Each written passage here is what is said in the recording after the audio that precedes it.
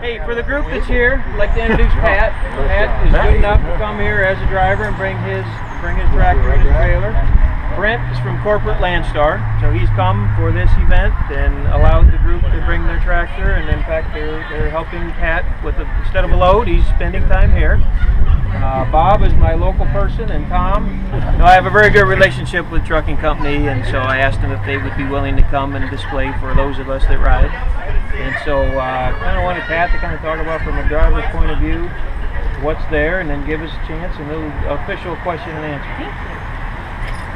Got anything you want to talk about, or what your experiences have been? Well, everybody's been kind of getting a look into it to see what it's like, and getting their eyes open a little bit to see what we see or not see, depending on where you're at when you come up alongside of us, and kind of learn that it's not a good place to hang out either alongside the truck. You want to get by them and not mess around, because there's parts can fly off, anything can happen when you're tires can blow. Yep. Oh yeah. And the interstate's full of them. Yeah. You get one of those tires fly off there at about 100 pounds. That'll kill you. Yeah. That'll kill you. Take you off the road in a hurry. So just gotta be sensible when you're around them, and not run in the blind spots or try to stay out of them. Now you can kind of see where they're at and see the mirrors that we have, and know what we can see out of them. Sometimes you look in their mirrors and you can see the driver. If you can see the driver, he can see you, but that doesn't always. Yeah. That's the best rule of thumb. If you can see us in the mirror, we can normally see you. So just kind of watch for that when you're coming up on one, and make sure. Glance up at their mirror, see if they can see you. And if you're kind of doubtful, well, just kind of don't hang in that spot. Here comes your tow vehicle. Put it on. Yeah, that's the gist of it, so if anybody's got any questions. One of the things I picked up from Pat by talking to him and just what he just said now is they want you to get around them. Yeah. Don't hang and pass slowly. Do you agree with that? And don't if you're going to pass, bumper either.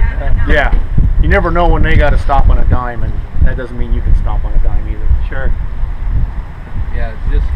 Yeah, don't get out there and hang out and ride along beside. Just look at the pretty graphics on the trucks and get on around and go down the road, because there's just too many things that can happen. If it's real windy or something, big gust of wind, these are like a big sail in the wind. The wind will grab one of them and throw them sideways in a heartbeat if you're not paying close enough attention.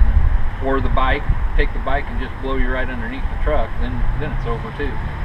Habit of practice I do is when they're trying to pass me, I back off so they can get past me quicker. So. Yeah. A lot of times you can look ahead, especially when you're going down the interstate, whether they're coming up fast on somebody, you know they're going to be changing the lane, so you want to be prepared to make evasive action too. Well, the other thing was about the sound. A lot of people were concerned about. I try to get up and around them, but I've talked to several drivers the last couple of days, and they say when you try to blow past them, and maybe it's more for crotch rockets, but it scares the hell out of them, because they cannot hear you until you get to here, and then you don't want to scare these guys. Those guys are Honda riders. They scare the hell out of us. They scare the hell out of everyone. Yeah. They sneak up on you like you don't even know it. They're buying, you go, wow. It'll say Gold Wing on the back. Those guys are nappy. They're texting, right? Yeah. Well, we sure appreciated this opportunity. We appreciate you guys. We appreciate you taking the time to come out. I know it costs to keep a big rig sitting this long, Yeah, especially when you got a load. Just so you know, I mean, these drivers who drive these trucks are amazing people. And then we take Pat for an example. I'm going to give you one more example, but I talked to several drivers from out here meeting these guys, and they were dying to. We had a guy set up to do it, came into town, he was a Harley driver, he said, I'd love to. But my 4-year-old girl's playing soccer, I can't look her in the eye and miss that. I mean, these are the people who are driving trucks. And Pat, I mean, you look at what Pat did just to be here. And I just want to these are good guys behind the truck. And I think a lot of times you look at this big, smelly, loud truck, and what we always ask people to do is look through the window, look at the person. Now here's this Pat, I talked to him on Friday, said, I'd love to, but I got to load. He calls me on Saturday, says, I can load Saturday and get back in time. So he takes up his whole weekend. He delivers this morning, he gets his stuff, goes picks up a trailer, goes washes the trailer, washes the truck to be here. And because it's important to us. It's important to us as driving with the public. It's important for Landstar to show that we're good people, and most important, it's important that we're safe out there. I mean, nobody wants to hurt anyone, and so this is a great opportunity, Dan, and we love it. We like to be a part of any of this stuff, and we just like being around bikers. But you know, these guys, they owe a pat on the back. I mean, they got a tough road out there, and they sacrifice a lot. So We're going to start.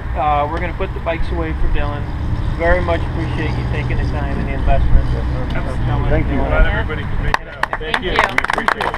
I'll make one more comment, and I want to thank Dillon's also because they've cleared their parking lot, allowed us to do it.